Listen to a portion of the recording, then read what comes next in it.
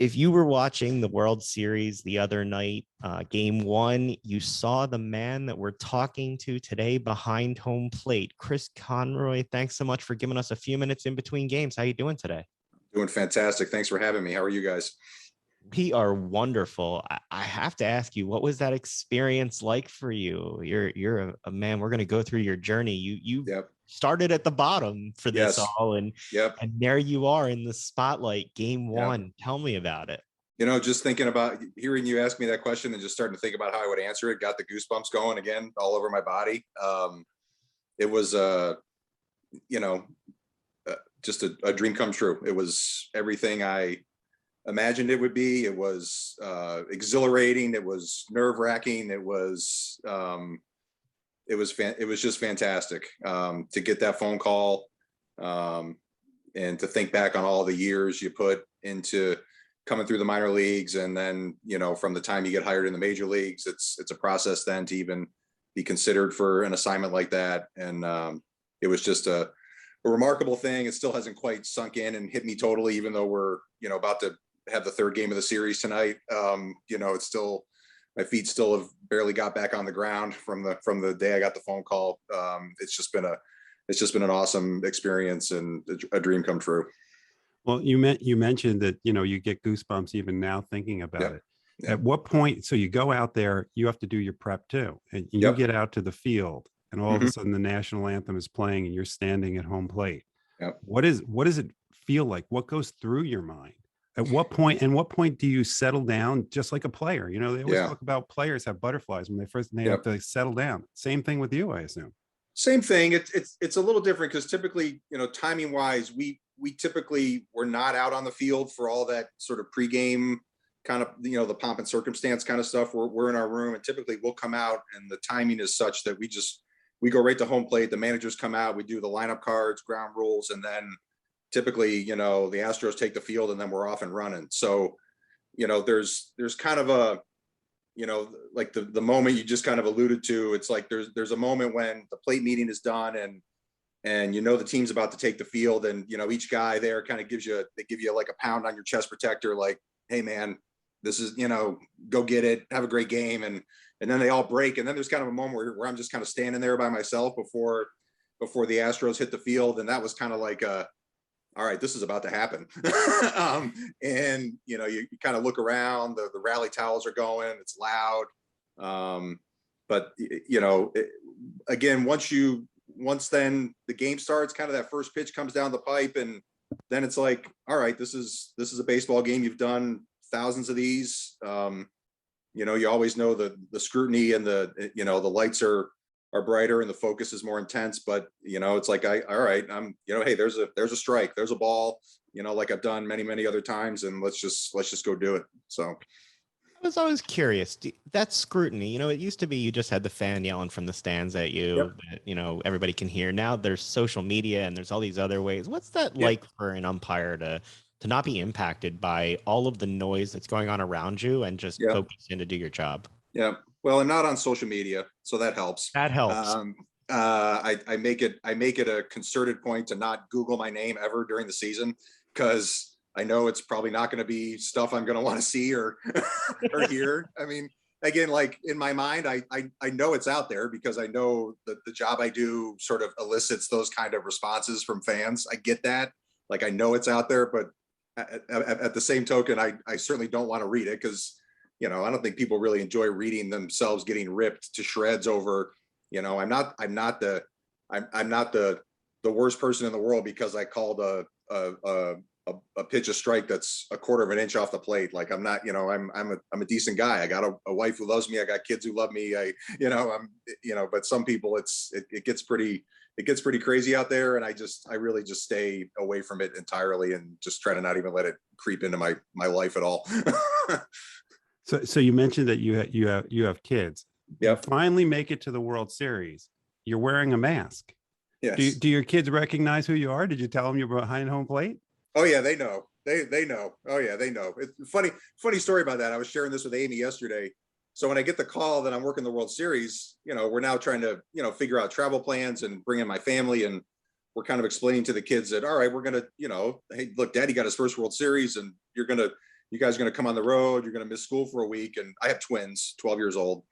And one of them was, of course, like I would have been at the same age, fired up. Hey, missed some school, right on. The other one was like downtrodden because, now I got to make up my classes. I'm going to miss gym. They're going to make me make up gym. I'm like, are we really having this conversation right now? Your dad just got his first World Series assignment. Some guys never work one in their entire career. We're willingly taking you out of school for a week. Like, what 12-year-old doesn't like sign up? I mean, immediately for that.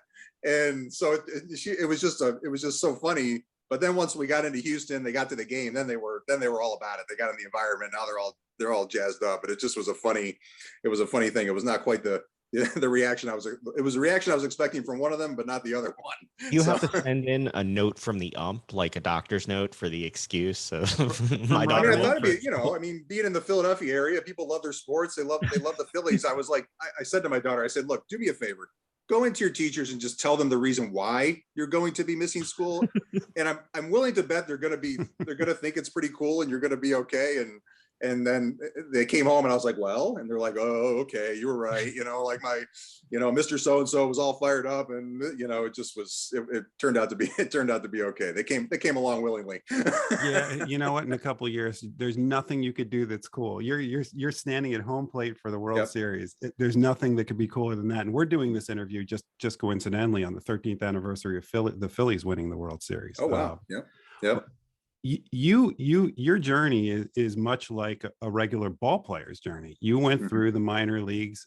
I believe you worked at the New York Penn League, which Jason and I before COVID did a show about the Phillies minor league system. So we've been to all these ballparks. Sure. What was it like going through that journey from league to league, and what's the best story that you have of being in the minor leagues? Oh gosh, you can tell on air. Suitable for air.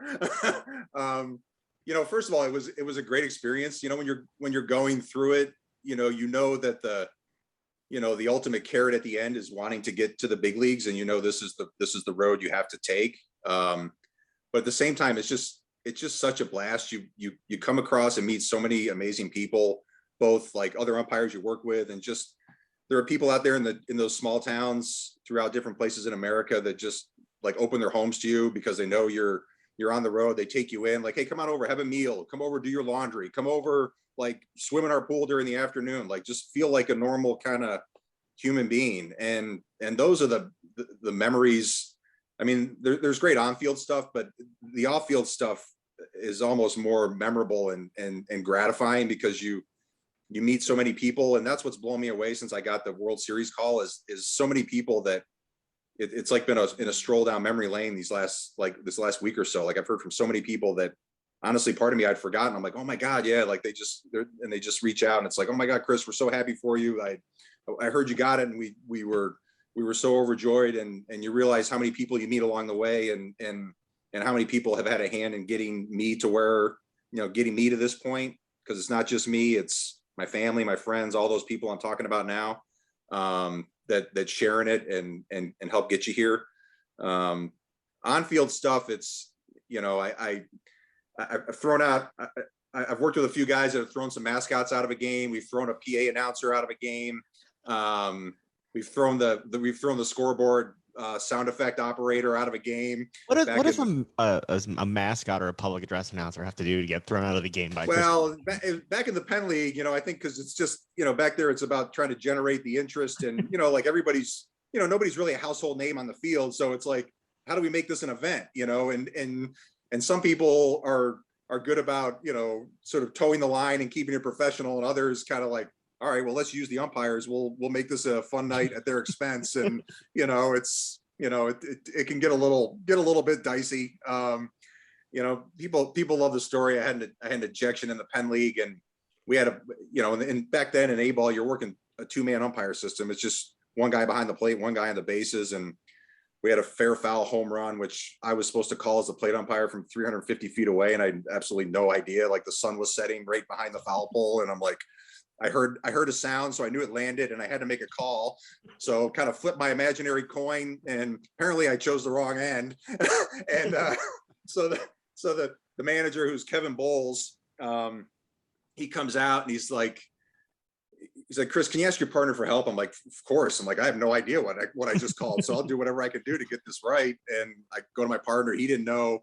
So I come back and Kevin's like, all right, Chris, look, you guys are good guys. I really like you, but I know this was a home run and you're going to have to kick me out of the game. I'm like, all right. He's like, I'm just going to we're going to talk here for a minute and I'm just going to get a little more animated. And then, I'm going to give you the sign. And when I do, that's when you do it. He's like, I'm like, all right, you just kind of say when, Kevin. He's like, all right, here I go. And he's getting more animated. And then finally he's like, takes off his hat and he's like, now, and he slams the hat to the ground. So I throw him out and then he's like screaming and yelling, but he's screaming at me about the great Italian restaurant to find a meal and, like where there's a decent bar to go have a drink. And, and then he peels off and leaves. So to the crowd, it looks like he's just airing me out and they love it. And they're on their feet plotting. But really he's just like, we're really just getting dinner tips. Yeah. So that's always like, that's one of my go-to ones. People love that story. It's like some arguments are people are really mad and they're saying some things that are in the heat of the moment, not very nice. But then there are those kind of moments where it's like, all right, I got to fire up my guys or, make it look good. And that's one of those moments. So most importantly, what's your relationship with the Fanatic? Fanatic has been very, very good to me and my family. He's good. He's come down to our dressing room before the game. There's been a couple times over the years where I've actually got to work in Philly on my daughter's birthday. So he's actually made a cameo appearance in our room before the game, which they just think is like fantastic. And then a couple of years ago, my sister-in-law, her 40th birthday, I was in town working and he went up into the section where we have tickets and took his picture, took a picture with her. And so he's very, very good to my family. So love the Fanatic. You mentioned with the minors, the road, and we've asked the players about the road, about those long bus trips and those long road trips. I had seen a quote from you at the beginning of COVID, basically, when you guys were driving around more as opposed to flying, where you said you worked Pawtucket, Syracuse, Rochester, Buffalo circuit for a couple of weeks. Then you make a long road trip, jump out to Toledo, Louisville, Indianapolis, Columbus, and then held down to South Durham. What was that experience like? And then to sort of relive it a little bit as a pro. Yeah, it was pretty cool. It was pretty cool, actually. Like there's a lot of us that, that really enjoyed. I mean, look, last year was tough for everybody for a number of reasons all over the place, obviously. But, the kind of the trips going back to driving, first and foremost, there are a million logistical things that get taken away when you don't have to worry about like flying, when you just know like, oh, I'm going to work a game and then I'm just going to jump in this car and go.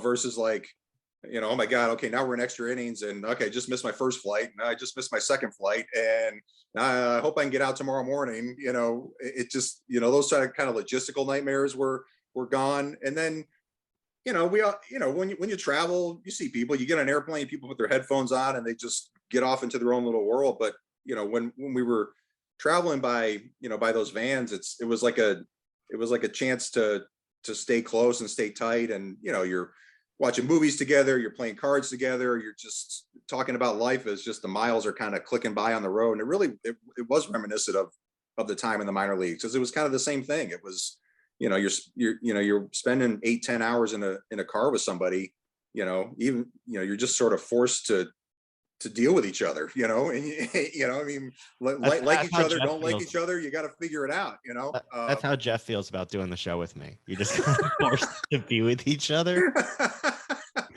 I'm gonna plead the fifth. How's that?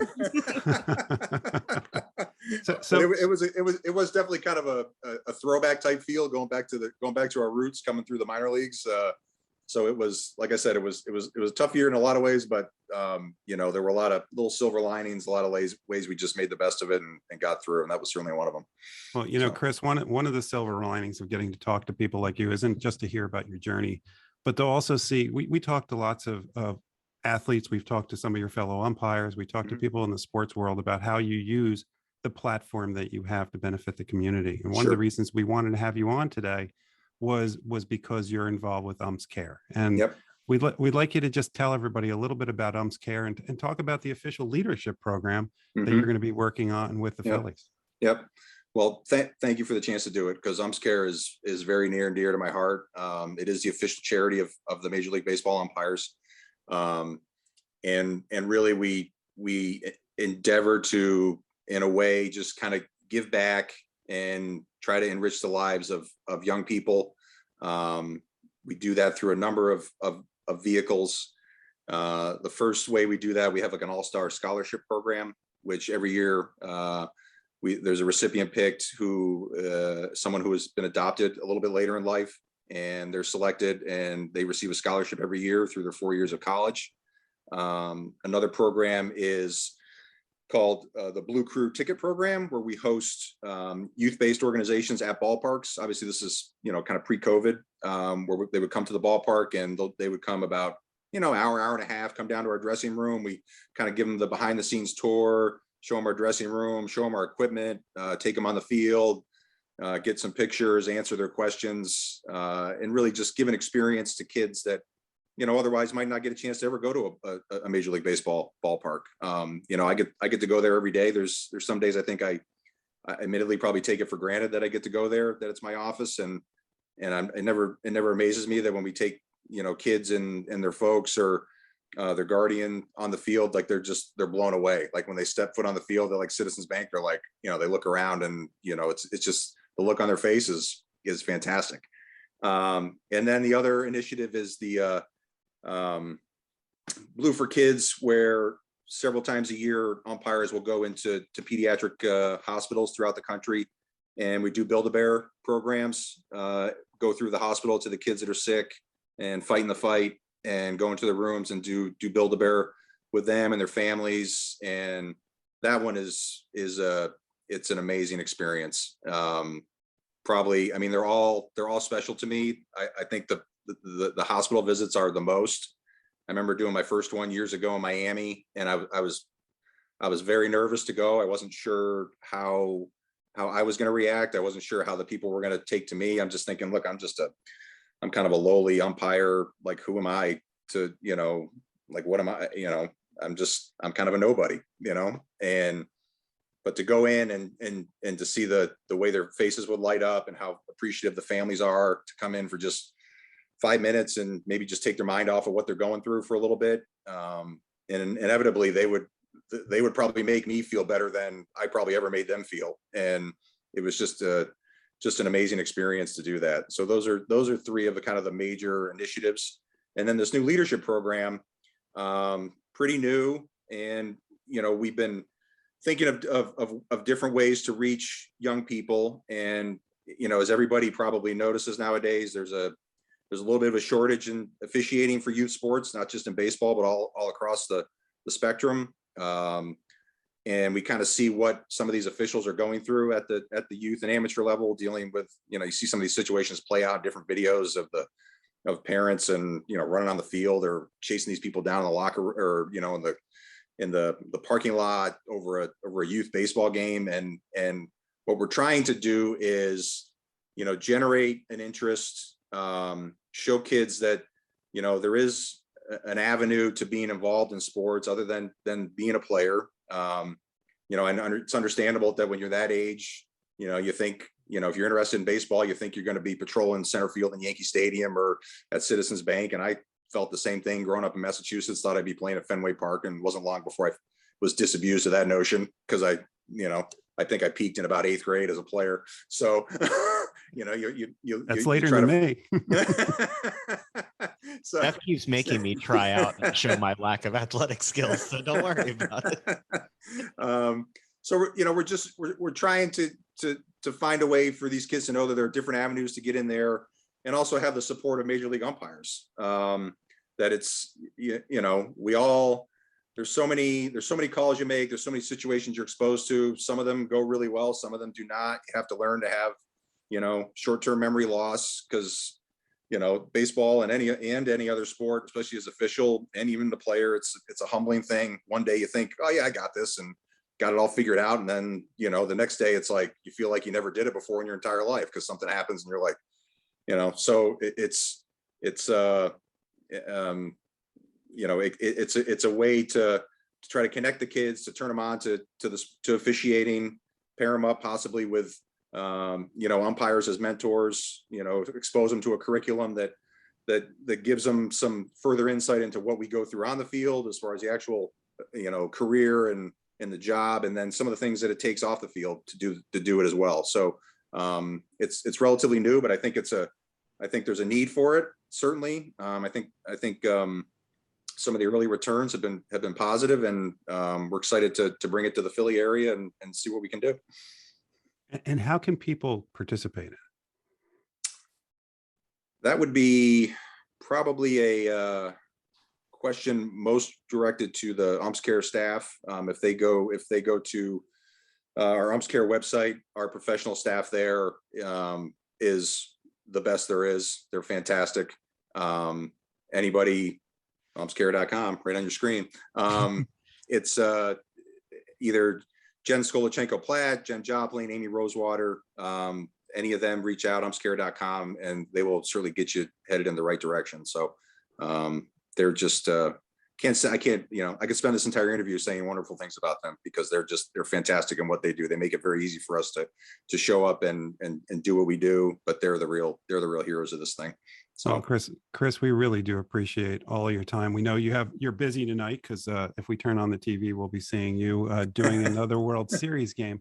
Yep. I do have to ask you a question before you go.